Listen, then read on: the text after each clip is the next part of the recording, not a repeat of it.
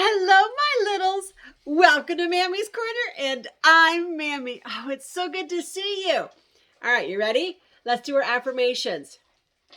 I know you know these. Let's say it out loud. Ready? I am loved. Can you say it louder than that? I am loved. You are loved. Who loves you? God loves you. Who else loves you? Mammy loves you. Don't ever forget that. All right, next one. I am good. Are you being good? You better be good. Say it again.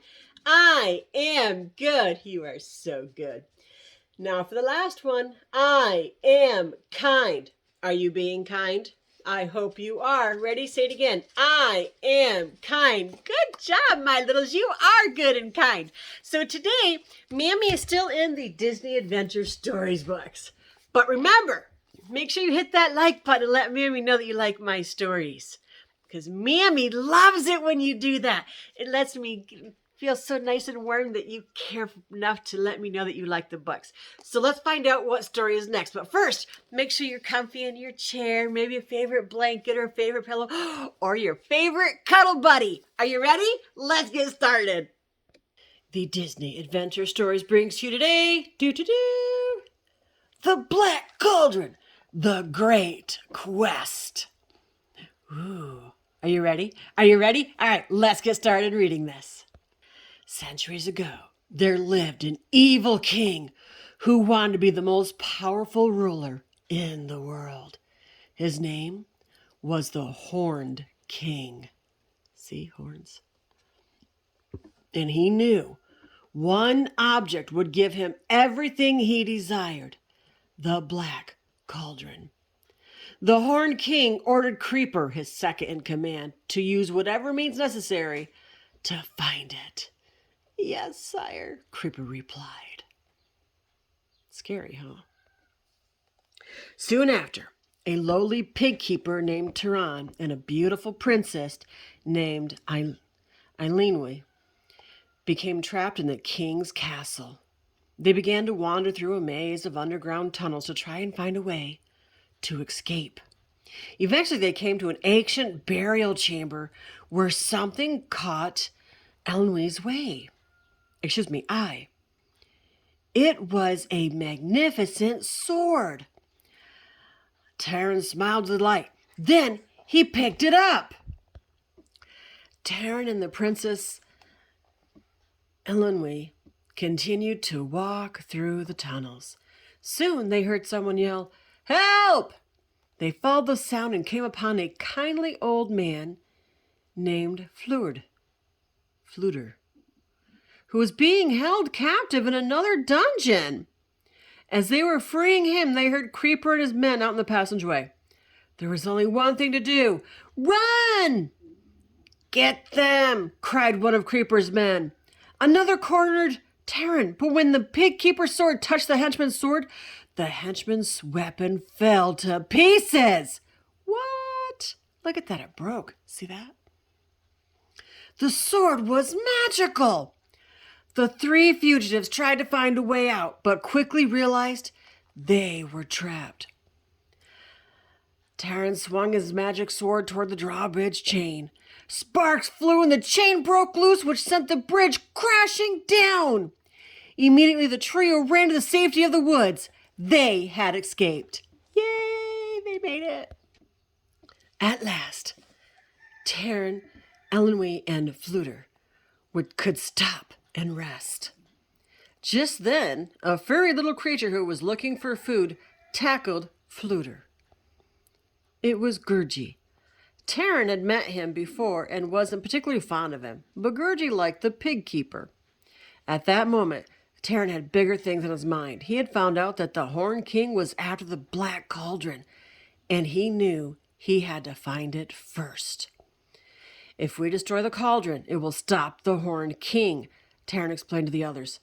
Please, come with me. They all set off, and before long, they learned that the cauldron was hidden in Morva. Eventually, they arrived at a run-down cottage. Inside lived 3 witches, guardians of the Black Cauldron. Nobody's asked for the Black Cauldron in over 2,000 years, said one witch. They weren't about to give up the cauldron so easily. What do you think is going to happen? Let's find out. Taran held out his magic sword. I offer my dearest possession in exchange for the black cauldron, he said. The witches loved a bargain, so they readily agreed. The sword instantly disappeared and the ground began to shake. Dirt and boulders flew through the air, followed by billowing smoke and steam. Quick! We must destroy it, cried Taran. The witches looked on and cackled wickedly. The black cauldron can never be destroyed, one of them said. Only its evil powers can be stopped. But how? Asked Taran. A living being must climb into it of his own free will, one of the witches replied. Then she added, however, their poor duckling will never come out alive. Oh no. What would Taran and his friends do? Let's find out. See, there's a black cauldron right there. Unfortunately, there was no time to think about it. The Horned King's men had caught up to them. Gurgi quickly ran and hid behind a tree while the wicked creatures grabbed the black cauldron and took it to the castle along with Taran, Elenwy, and Fluter. Trembling, Gurgi made his way to the castle. He was terrified, but he knew he could not abandon his friends. That was nice, wasn't it? Inside the castle, the Horned King was using the black cauldron to bring an evil army of skeletons to life. Arise! The king commanded of his new army. Our time has arrived. Go destroy all in your path. The skeleton army marched out of the castle, but Gurgi sneaked past them. He found his friends and quickly untied them. That was nice, wasn't it? The friends were thrilled they had been rescued.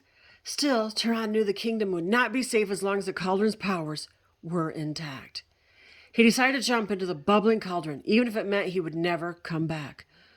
No, you can't, cried Elenwy.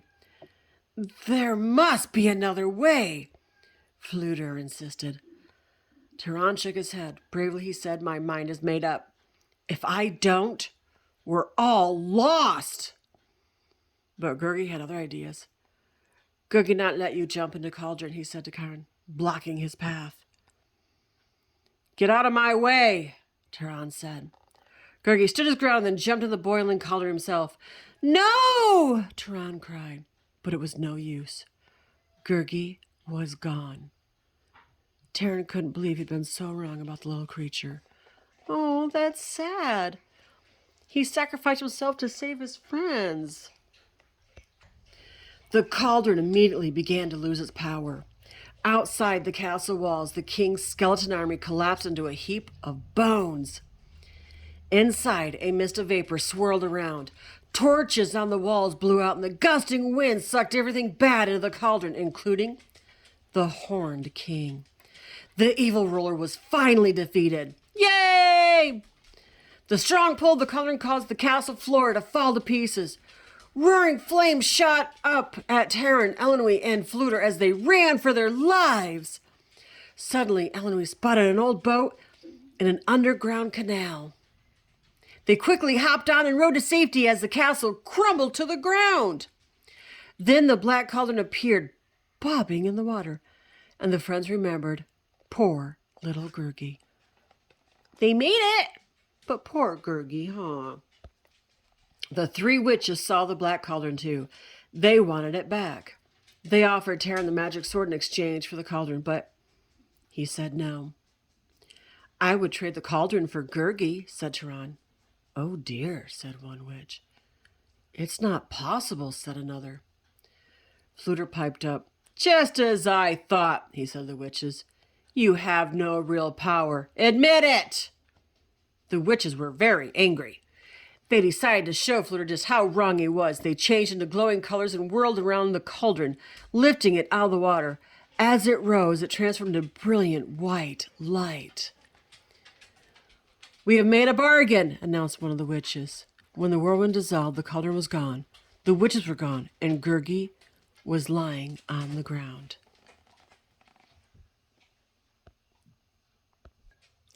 He reached a small paw toward Taran. Gurgi! cried Taran. You're alive! With joy, Taran and Louis hugged their hero. Gurgi's happy day, said the little creature as he jumped into Taran's arms. It was a happy day indeed for Gurgi, his friends, and all the land. The end.